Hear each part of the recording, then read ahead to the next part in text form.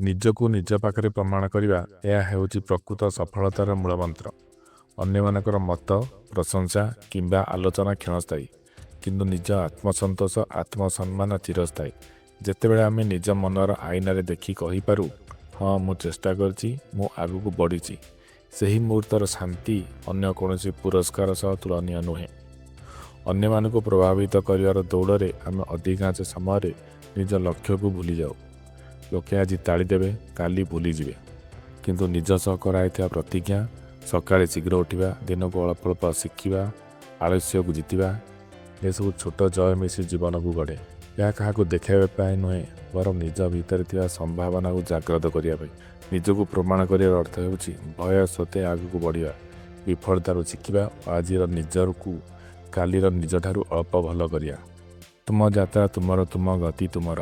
ଯେଉଁଦିନ ତୁମେ ନିଜ ଆଖିର ଉପରକୁ ଉଠିପାରିଲ, ସେଦିନ ଅନ୍ୟମାନଙ୍କ ମତ ଆପେ ଆପେ ଶକ୍ତିହୀନ ହୋଇଯିବ।